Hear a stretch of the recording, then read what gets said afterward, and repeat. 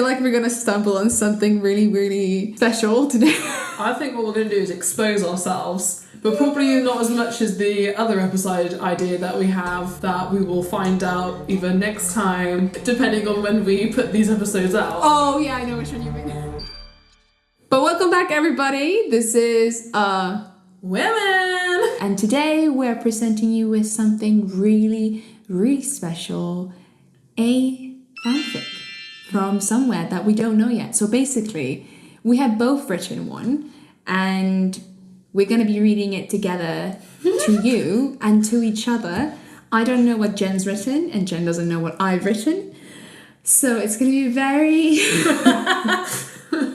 It's going to be interesting. It's going to be something. I've done a short one, and I'm very intrigued on the one that you've written. Yeah, me too. I've practiced reading it, so I hope it's going to sound like you're submerged in it, whatever. And if I find good backing tracks, I'll put some music behind it as well, so you really feel like you're listening to a story kind of podcast. Like an audiobook. Yeah.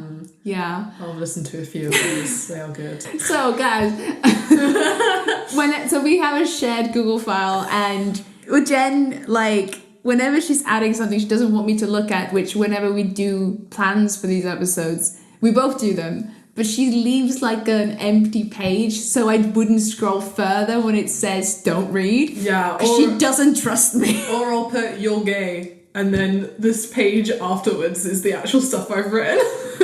Oh my god. I'm so nervous. Why am I nervous? I feel like this is very intimate. It is quite, isn't it? Because, a fanfic can go in many, many ways. I've tried to make it AO3, where people use maybe too many verbs or too many descriptors or adjectives when they're not needed. But also that stuff cringes me out a bit, so I had to force myself to do it. Fanfic from Jen's side.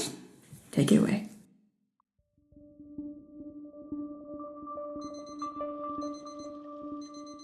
You bolt upright in bed and turn to face your phone lying on your nightstand. You see the time and realise you are indeed very late for work. As you rush to get ready, you respond to the many messages and missed calls from your boss. Tonight was a big night after all.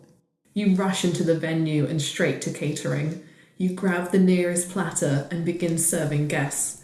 It was a large event with many overseas clients with big names and deep pockets. Tonight had to go well for your sake. You couldn't afford to lose this job. As you hold a tray full of velvety purple wine, you weave through the main hall where guests were busy chatting. While lost in thought, you stumble, then fall, and feel your knees and elbow hit the ground. Panic surges within you, and as you look up, your eyes meet a golden gaze. He is tall, about 6'1", and wears a suit of deep russet brown with gold accents. He looks at you calmly and extends a gloved hand, gently lifting you back to your feet. You're about to start apologising profusely to this clearly very wealthy man, but notice not a single drop on his well-fitted blazer, his straight-cut trousers, and polished shoes laced with gold. He reveals the silver platter you had dropped, and the drinks perfectly balanced and still full of wine. He holds up one of the glasses to you, and then another for himself, and takes a small sip. Osmanthus wine tastes the same as I remember, but where are those who share the memory? You didn't take much notice of the rather strange comment, but you surveyed his face, a face deep in thought and showing the slightest hint of melancholy. You can't stop yourself from asking, Who are you? The man smiles warmly, his mesmerising golden sun-kissed eyes transfixed upon you. The god of contracts. Have you heard of him? You raise a quizzical brow, and his smile widens.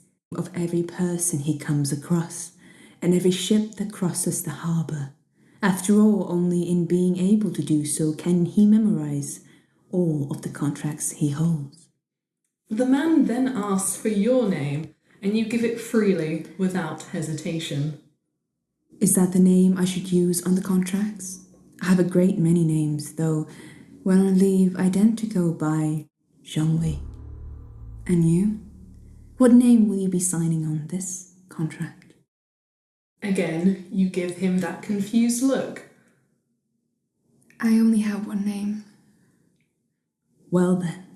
He smiles and offers his arm. We should look for a quieter place. I have a contract here.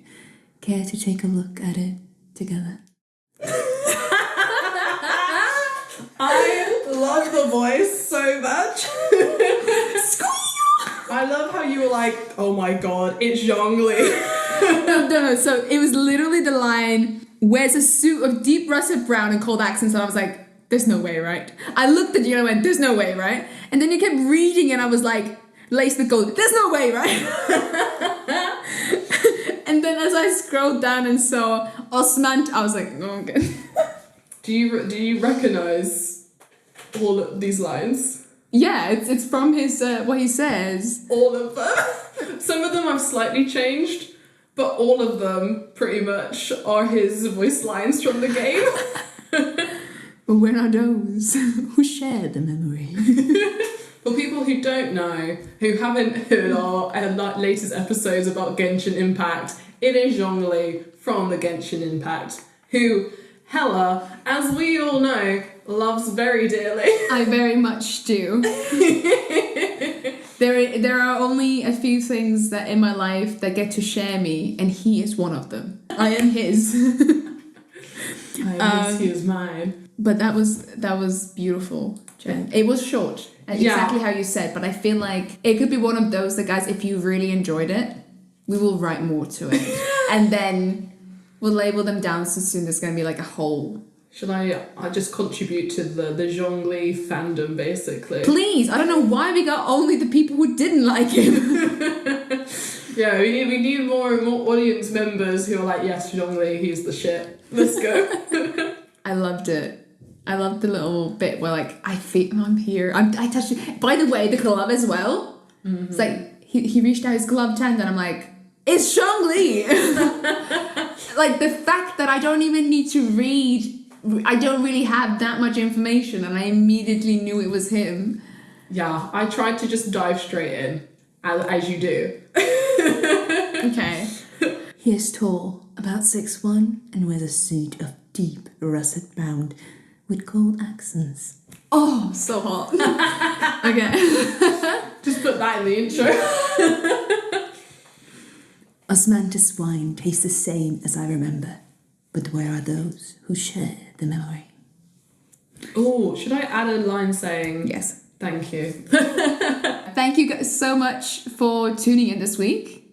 And if you want any more fanfictions, please let us know in the comments below. Yeah, we will be most obliging. Please don't send us any weird ones, though.